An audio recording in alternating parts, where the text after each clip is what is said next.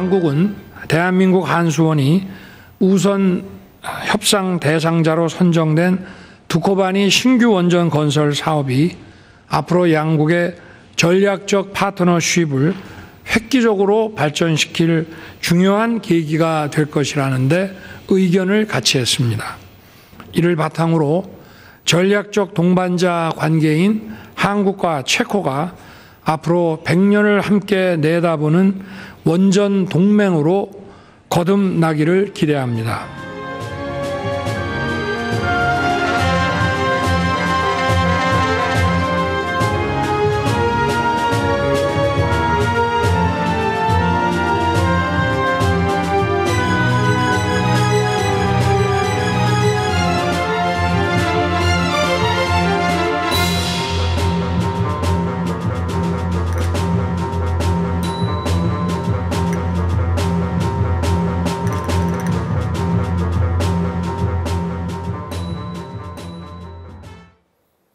네, 대한민국의 정상으로는 9년 만에 체코를 윤석열 대통령이 공식 방문했습니다. 한수원의 원전 수주가 최종 계약까지 확실하게 이어갈 수 있도록 외교 총력전을 펼치고 왔는데요. 이번 윤석열 대통령의 체코 순방 경제 성과와 남은 과제는 무엇인지 지금부터 여러분께 자세하게 짚어드리도록 하겠습니다. 이인철 참좋은경제연구소장, 한치호 수원대 공곡정책대학원 개원 교수와 함께합니다. 안녕하십니까? 네, 안녕하세요. 자, 윤석열 대통령 2박 4일간의 체코 공식 방문 일정이었었고요. 어제 새벽에 귀국했습니다. 실은 이제 핵심은 한국과 체코, 체코와 한국의 원전 동맹이었었는데 이 양국은 원전뿐만이 아닙니다. 지금 보니까 배터리, 미래차, 로봇, 철도, 에너지 다양한 경제산업 분야에서 협력을 강화하기로 했는데요. 자, 먼저 두 분의 전문가들에게 이번에 전반적인 성과에 대한 총평 한번 들어보도록 하겠습니다. 먼저 우리 이인철 소장 먼저 해주시겠습니다. 그렇습니다. 아마 이번 한체코 정상회담의 관전 포인트는 크게 세 가지라고 봅니다. 네. 우선 지난 7월에 24조 원대 원전 수주 계약은 MOU, 그야말로 양해각서 수준이었기 때문에 내년 3월 이뤄질 최종 계약의 이 사인이 목표 가능성이 상당히 좀 높아졌다라는데 네. 긍정적 측면이 있고 이를 위해서 넘어야 될 걸림돌도 꽤 있어요. 네. 지금 우리랑 같이 경쟁했던 미국의 웨스팅하우스라든가 또 프랑스까지도 어깃장을 넣는 모습을 보이고 있기 때문에 네. 맞습니다. 그러다 보니까 이걸 좀 푸는 문제가 있었고 두 번째는 일단 이번 우상협상 대상자로 선정이 돼서 내년 최종 계약이 성사가 되면 이제 정상적으로 진행될 경우 체코는 추가적인 네. 지금 태물린 2기 사업 수주도 앞두고 있습니다. 이거에 좀 유리한 발판이 마련하겠다라는 거고요. 더 나아가서 한체코 원전 100년 동맹을 맺어서 네. 이게 비록 원전 동맹에 그치지 않고 아까 말씀을 드렸습니다만 경제, 과학기술 분야, 전 산업 분야를 아우르는 협력을 강화하는 계기가 마련됐다라는 건데 구체적으로 성과를 따져보게 되면 한 50여 건에 달하는 네. 양과 각색이긴 합니다만 양국 간 전방위적인 협력을 위한 초석은 좀 다져졌다라고 평가를 할 수 있겠습니다. 네, 우리 한치호 교수께도 네. 똑같은 질문입니다. 전반적인 총평인데요. 이번에 보니까 원전 동맹을 좀 넘어서서 우리 체코와 다각도로 이렇게 와 우리가 체코에 투자를 많이 했나 이런 사실을 새롭게 국민들도 알았더라고요. 네. 네. 일단 만사 제쳐두고라는 표현을 좀 쓰고 싶습니다. 이게 2박 4일의 짧은 일정이잖아요. 근데 만사를 제쳐두고 모든 일을 놔두고 최우선했다. 네. 그것은 무엇이냐면 윤석열 대통령이 대한민국 영업사원 1호로서 일을 하겠다고 말씀하셨는데 그것을 실천하는 의지를 먼저 보여준 거고요. 예. 이게 체코의 그 원전 수주가 우리한테는 그만큼 중요하다는 것이 되겠고요. 또 한 가지 이인철 소장도 말씀하셨지만 미국의 웨스팅하우스나 프랑스의 그 견제를 확실하게 좀 막아내기 위한 본인의 의지도 보여주셨습니다. 네. 그 원전 동맹이라는 표현을 지금 이제 쓰기 네. 시작했거든요. 아시다시피 한미 동맹은 뭡니까? 어려울 때 같이 싸우는 혈맹이잖아요. 그게 동맹이죠. 네, 그런 네. 관계이기 때문에 네. 앞으로 체코와 우리가 세계 원전 시장을 정복하기 위한 중요한 동맹을 맺는 자리라고 하는데 우리가 여기서 잘 몰랐던 점들이 한 가지 있습니다. 네. 체코가 기계공업의 선두 국가입니다. 제조업에. 아시다시피 네. 체코체 권총. 그 우리 항상 많이 들어보셨죠. 네. 옛날에 북한 공작원들 뭐 잡았더니 체코체 권총을 갖고 있더라. 네. 그러니까 기계공업이 상당히 발달된 나라이기 때문에 체코와 우리가 힘을 합치면 네. 많은 일을 할 수 있을 것이라는 말씀하셨고 거기에 플러스 고속철 같은 것도 네. 확실하기 때문에 이번에 저는 표현을 이렇게 씁니다. 네. 영업사원 1호에 만사 제쳐두고 이렇게 표현하고 싶습니다. 네, 좋습니다. 방금 우리 한초 교수께서 지적했지만은 체코가 아름다운 도시인데 유럽의 제조업 강국이고요. 뭐 기계공학 이런 데 굉장히 잘합니다. 또 우리가 또 많은 투자를 한 유럽의 국가였다. 이런 것도 확인할 수가 있었을 것 같은데요. 자, 이인초 소장님, 이번에 특히 윤석열 대통령이 팀 체코리아라는 말을 그러니까 우리가 팀 코리아가 원전 수주했잖아요. 이게 아니다. 우리와 체코는 함께 간다. 팀 체코리아. 그러니까 체코한테 우리도 주겠다. 우리 함께 가자. 우리 함께 유럽 원전을 뚫자. 좀 여러 가지 의미가 담겨 있는 것 같습니다. 팀 체코리아에 담긴 의미 한번 짚어주시죠. 그렇습니다. 이제 팀은 이제 한 팀을 결성해서 네. 같이 뛴다는 의미이고요. 코리아와 체코의 공통점을 냈더니 그래서 한국이 뒤로 빠지긴 했지만 네. 이 팀 체코리아 협력을 통해서 네. 원전 르네상스를 함께 개척하겠다라는 겁니다. 사실 지금 뭐 이번 이제 한 이 체코 비즈니스 포럼에는 국내 그룹 4대 총수가 함께 네. 갔기 때문에 실질적인 비즈니스 포럼에서 여러 가지 이제 협력에 관한 얘기가 나왔는데 어쨌든 우리나라와 체코가 수교한 지 35주년이거든요. 네. 그러면서 윤 대통령이 처음으로 언급한 게 현대차였어요. 현대차는 수교 이전부터 체코에 공장을 세우고 한국과 그리고 체코 이 근로자를 대상으로 해서 만들어낸 자동차가 지금 74개국에 예. 수출이 되고 있다는 겁니다. 예. 자, 그러면서 이런 원전 분야의 협력 모멘텀을 전 산업 분야로 이제 이 확대해 나갈 필요가 있는데 이를 위해서 이제 두 가지 팀 코리아가 얘기하고 있는 이제 이 양국의 앞으로의 이제 무역 투자 촉진 프레임워크를 체결해서 네. 산업 전반으로의 어떤 협력을 제도적으로 뒷받침하겠다라는 것과 그리고 이제 양국의 공급망 에너지 대화를 통해서 주요 협력 사업을 장관급에서 논의하겠다라는 실무적인 이제 예. 협의체를 만들겠다라는 건데요.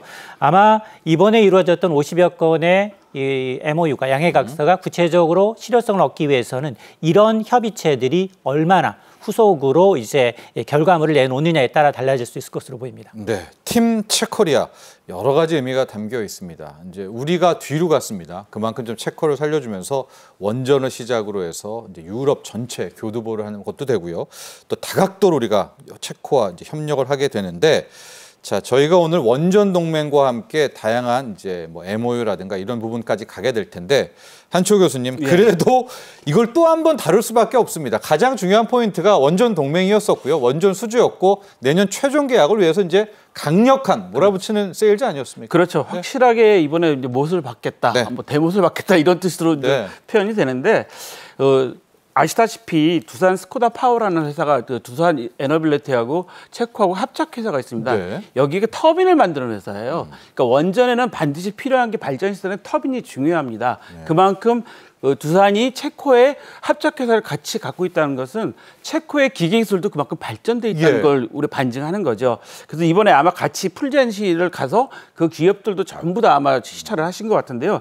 그 얘기는 무슨 얘기냐면 체코의 발전된 기계 기술을 가진 터빈 기술과 우리 두산 기술 같이 합쳐서 또 우리 원자로를 갖고 있는 기술을 갖고 있는 우리 대한민국 기술을 가지고 같이 합쳐서 전 세계가 지금 에너지를 사실 좀 변환시키는 단계에 있습니다. 네. 탄소 중립으로 가죠. 다 변하고 있기 때문에 그거 시장을 확실하게 공략해 보자. 그럼 체코의 입장에서도 전 세계 원자로 시장을 공략할 수 있는 아주 중요한 기회에 좋은 파트너를 만난 거죠. 그러니까 네. 앞에 체코를 우리가 앞세워줬지 않습니까? 네. 그러니까 좋은 파트너를 만났기 때문에 체코의 입장에서도 같이 잘 협력을 하면 최고의 파트너가 될 수 있다. 특히 원자력에서는 확실하게 이번에 연을 맺을 수 있다는 게 체코의 생각인 것 같습니다. 네, 그렇습니다. 체코와의 핵연료 기술 등 저희가 다 공동 이런 걸 많이 방점을 찍었어요. 공동 R&D에 지금 10년간 3,700만 달러를 또 투자한다는 그런 내용도 이번에 함께 나와 있었기 때문에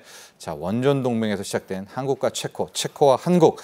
자, 앞으로 더 좋은 결과로 뻗어나가면 좋을 것 같은데요. 소장님, 여기에 지금 웨스팅하우스가 자꾸만 걸림돌이 되고 있고 또 이게 점점점 최종 계약으로 가서 그런가요?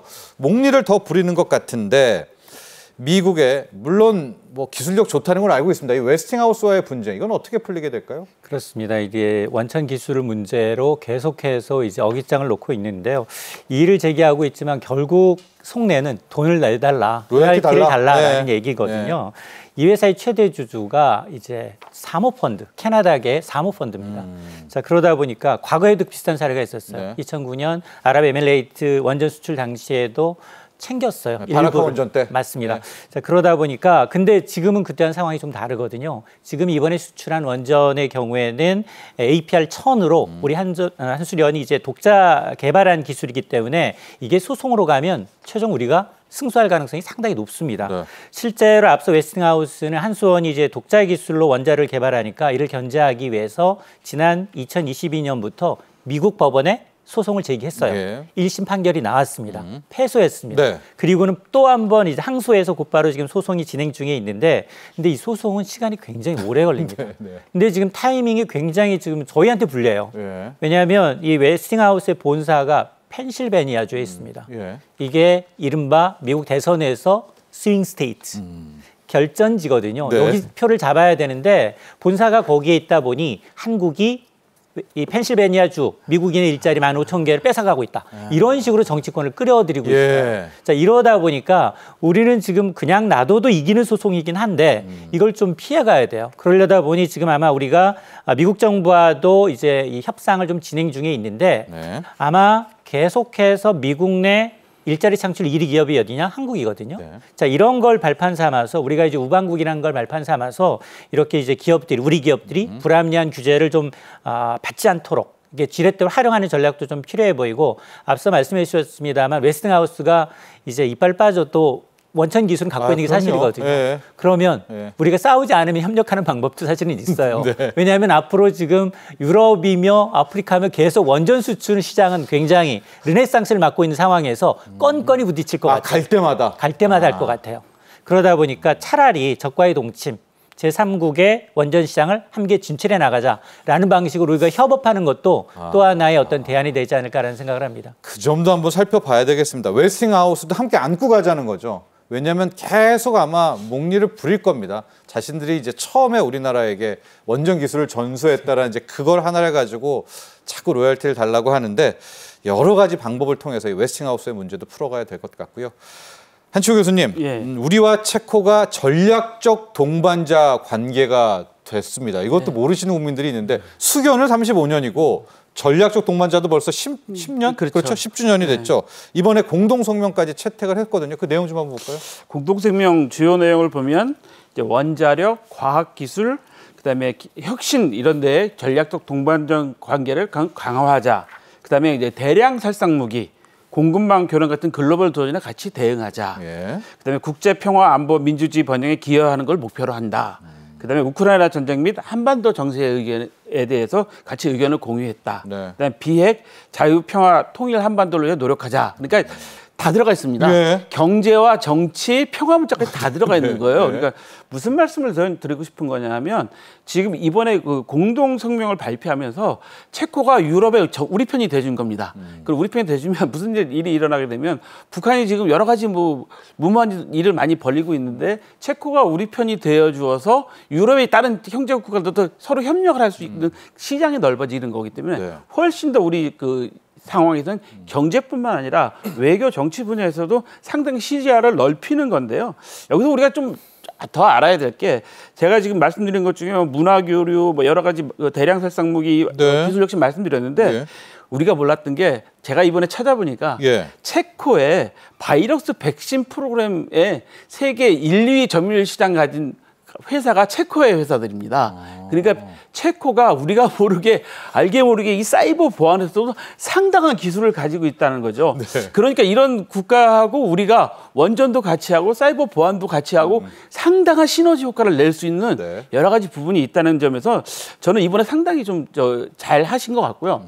아까 웨스팅하우스 저 잠깐 말씀드리면 저도 이인철 소장님과 마찬가지로 웨스팅하우스 끌고 가자는 생각 중에 들어갑니다. 아, 원팀으로 가자. 네. 네. 웨스팅하우스 끌고 같이 일정 부분 같이 가면 미국에서도 우리나라를 지지할 수밖에 없는 상황이 되죠.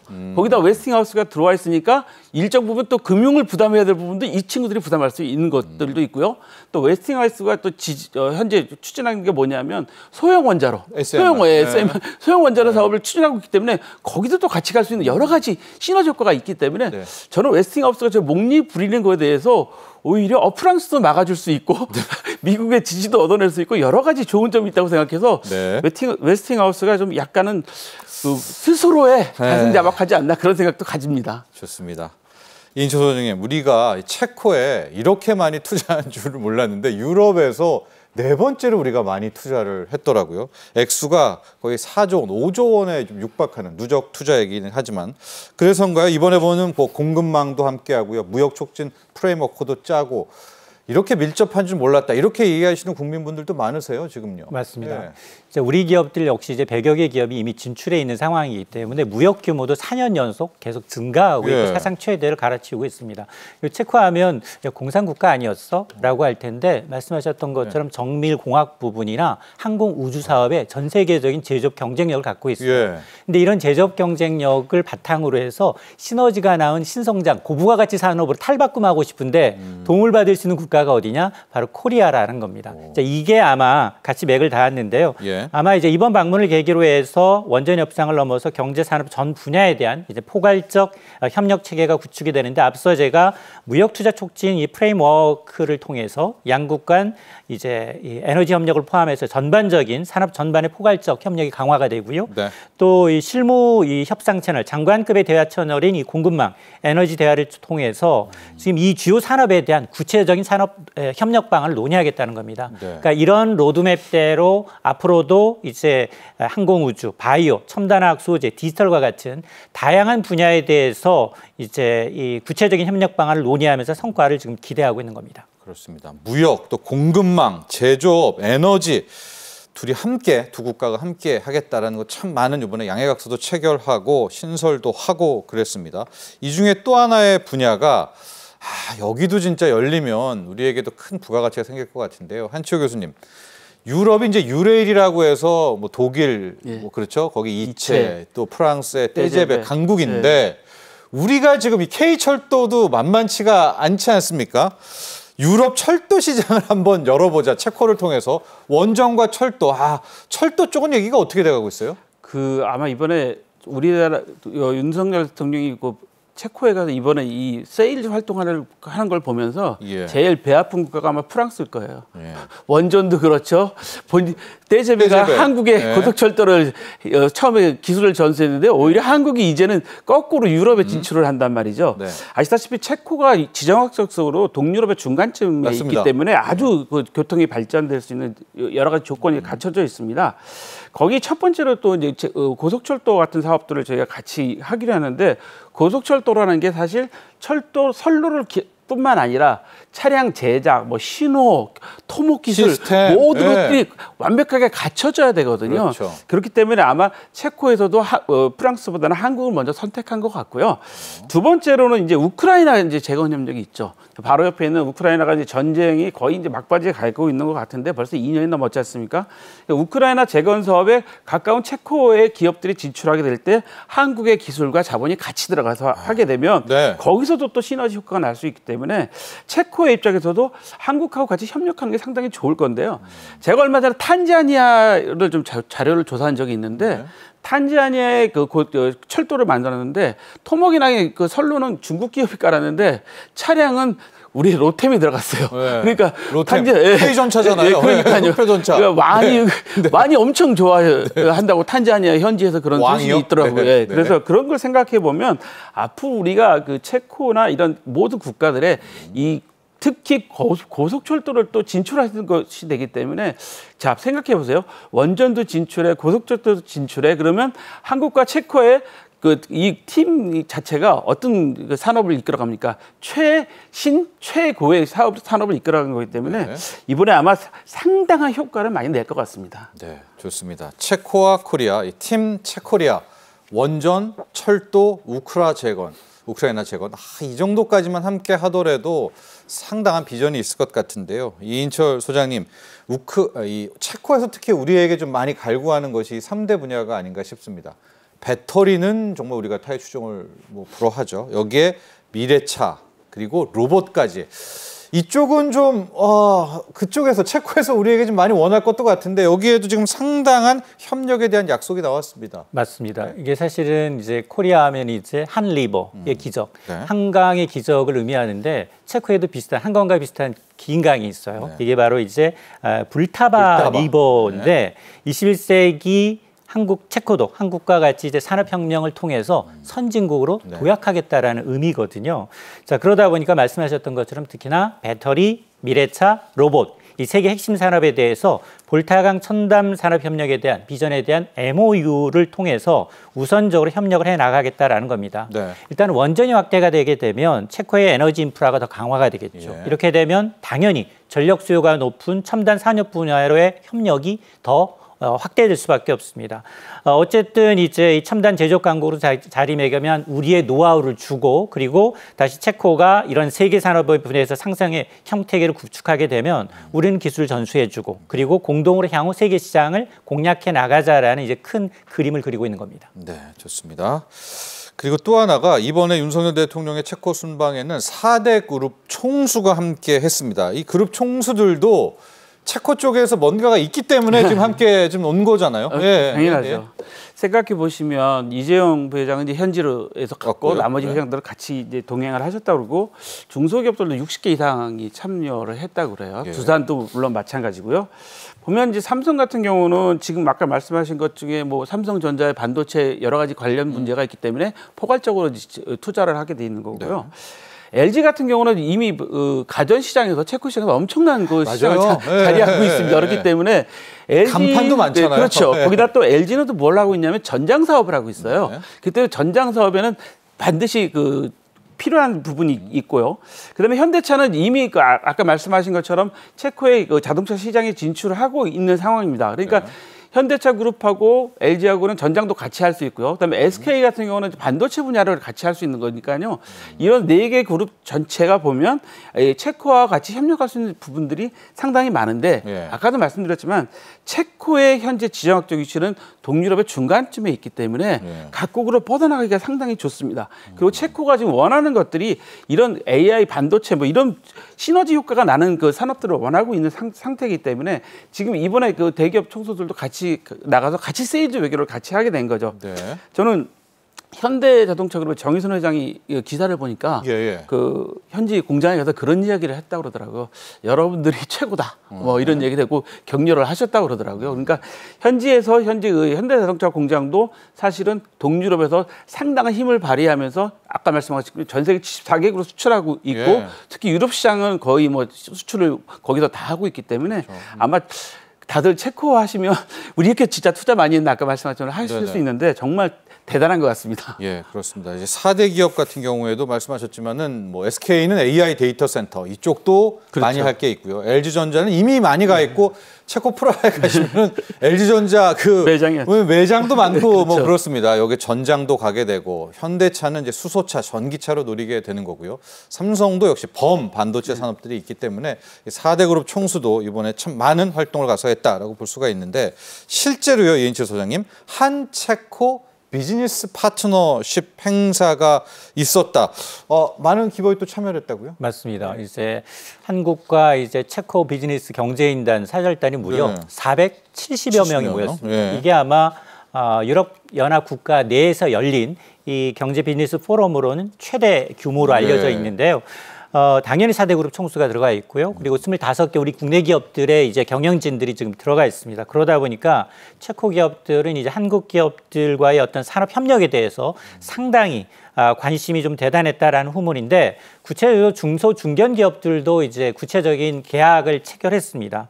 우리 그 임플란트로 유명한 오스틴 임플란트의 경우에는 체코 치과병원에 임플란트 2,000개를 공급하는 계약을 체결했고요. 네. 또 몸에 입는 에어백을 제조하는 이 세이프웨어라는 업체는 체코 기업과 2년 동안 50만 유로 규모의 거래를 추진하기로 합의를 했습니다. 예. 이렇게 이제 한 체코 비즈니스 파트너십 행사에는 총 146건의 상담이 이루어졌고 7건의 계약이 체결되면서 계약 추진액만 한 570만 달러가 넘는 것으로 이 추산이 되고 있는데 예. 아마 구체적으로 아마 이제 이 다음에 내년에 이제 체코 대통령이 한국을 방문하게 되면 마찬가지로 역으로 예. 체코의 관련 기업인들이 한국에 와서 또 구애를 할 가능성이 상당히 높아 보입니다. 그렇습니다. 한 체코 비즈니스 파트너십, 뭐 대기업뿐만이 아니라 중소기업에서도 상당한 또 많은 관계들을 맺고 왔다라고 볼 수가 있을 텐데요.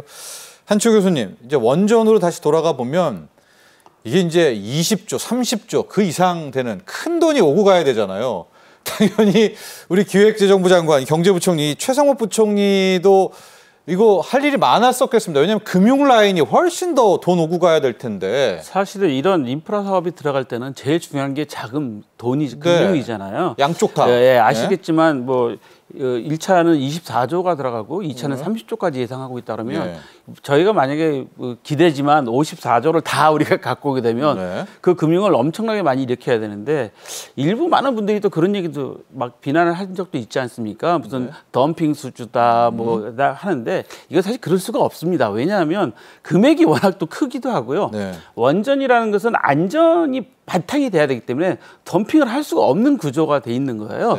그래서 이제 우리 기재부에서는 그러면 금융을 확실하게 지원하자라고 해서 그 현재 그 우리나라 국책금융기관들을 특히 그 수출입은행이나 무역보험공사 같은 것들이 그 체코의 금융기관들하고 MOU를 다 맺었어요. 그래야죠. 네, 그래서 서로 간에 계약이나 이체 조건들 여러 가지 금융 같은 것들을 맺었기 때문에 확실하게 지원을 해주고 있는 상태고 정부에서 이런 금융 협력을 확실하게 뒷받침해주면 역시 진행도 빨라지기 때문에 금융이 가장 중요한 것 같습니다. 경제는 뭐 잘 아시겠지만 금융이 가장 중요한 부분을 차지하고 있고 특히 이런 SOC 사업에는 금융이 반드시 따라가야 되는 거기 때문에 아주 중요한 것 같은데요.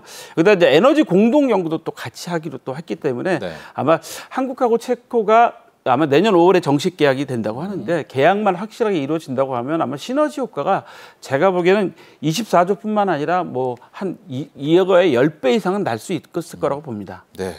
금융 파트너십 이야기까지 했고요. 자, 이제 정리를 좀 해봐야 될 것 같습니다. 먼저 우리 이인철 소장께서 이번 윤석열 대통령의 체코 방문에 관련한 내용들을 한번 전반적으로 요약해서 정리를 해주시고 그다음에 우리 한초 교수께서는 정말 마지막으로 내년에 3월에 도장 찍기 위해서는 뭐 한번 필요하다. 원전에 대한 이야기. 이렇게 좀 마무리하도록 하겠습니다. 먼저 이번 성과들 한번 쭉 총정리해 주시죠. 그렇습니다. 지금 세계 각국이 경쟁적으로 지금 원전 산업을 키우고 있거든요. 지금 뭐 탄소 중립과 이제 급증하는 에너지 수요에 대비하기 위해서 가장 적합하고 경제적이고 안정적인 에너지 수단으로 원전 르네상스가 펼쳐지고 있는 게 사실입니다. 자, 이런 가운데 사실은 특히나 이제 우크라이나 전쟁 이후에 러시아 원전에 대한 배격 그리고 이제 중국이 업체에 대한 어떤 배제 규류가 뚜렷하기 때문에 우리가 가장 잘할 수 있는 걸 할 수 있는 시기가 왔다라는 거거든요. 근데 사실 흔들리지 않은 원전 정책이 가장 중요합니다. 우리가 최고의 원전 기술을 갖고 있지만 정권이 바뀔 때마다 원전 정책이 후퇴함으로 해서 과연 한국을 믿고 원전을 맡길 것인가에 대한 의문이 있거든요. 자, 그래서 이렇게 지금 체코의 경우는 제조업 강국에서 이제 고부가 가치 첨단 산업으로 변모를 꾀하고 있는데 아마 우리가 가진 노하우를 전수해주면서 동시에 유럽과 뭐 아프리카 시장을 공략하자 그 교두보가 될 수 있고 특히나 내년이 그 3월이 분기점이거든요. 내년 계약이 결렬되면 이 공동으로 가는 게 의미가 없어요. 그렇기 때문에 가장 중요하고요. 그리고 이제 원전 이외에도 경제, 산업, 안보 분야에 이제 협력을 하기 위해서는 우리 기업들의 체코 진출 기회가 넓어진과 동시에 양국 간 교육 기회가 확대되면서 현지 전문가들의 인력 양성이 상당히 중요하다고 봅니다. 여기에다 앞서 이제 원전이라는 건 수조 원대의 프로젝트이기 때문에 아마 돈을 받는다 하더라도 아마 여기 수출금융이 지원이 되지 않는다면 이게 중단될 수 있거든요. 자, 이런 부분을 아마 정책적으로 직간접적으로 지원이 있어야 되겠습니다. 그렇습니다. 앞서 이제 원전뿐만이 아니라 정상회담, 총리회담으로 참 많은 성과를 거두었고요. 결과적으로 이게 최종적으로 향하는 것은 내년 3월에 있을 본계약입니다. 이제 이게 체결이 돼야 여기서 또 쫙 물꼬가 터지게 될 텐데 한치호 교수님. 도장 찍어야죠, 내년 3월에. 뭐든지 도장 찍어야지 이제 다 아는 거긴 한데 제일 중요한 게 이거 같습니다. 일단 기술 이전은 어느 정도 수준까지 할 것인가. 이게 체코가 원하는 수준이 있을 겁니다.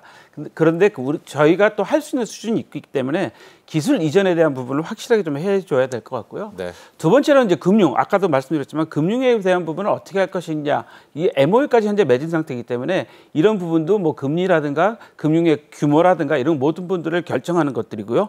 또 세 번째로는 이제 제3세계에 진출할 때 두 나라가 협력을 해서 또 진출할 때는 어떤 조건으로 협력해서 갈 것이냐. 이런 것들을 확실하게 서로 간의 이해관계를 맞춰갖고 잘 이해를 하면 될 것 같은데요. 앞서도 말씀드렸지만 웨스팅하우스 문제도 이런 부분에서 같이 협력을 하게 되면 확실하게 더 시너지 효과가 나타날 것 같고요. 여기서 또 한 가지 우리가 SMR도 지금 현재 많은 자연적. 국가들이 하고 네. 있기 때문에 네. 현재 체코와 같이 진행을 하게 되면 SMR 사업까지 해서 확실하게 되고 있는데요.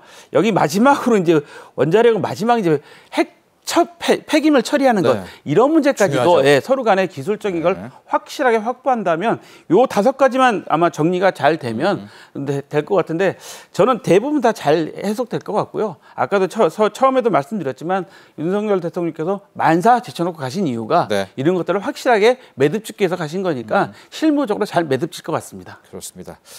체코도 지금 분위기가 상당히 우리에게 좀 기술 이전을 받고 싶어 하는데 방금 한치호 교수께서도 이야기해 주셨지만은 어느 정도까지가 우리가 이거를 주면서 이걸 따올까 여기에 대한 참 많은 고민 끝까지 최선을 다해서 내년 3월 본계약에 꼭 성공하기를 또 간절히 기대해 보도록 하겠습니다.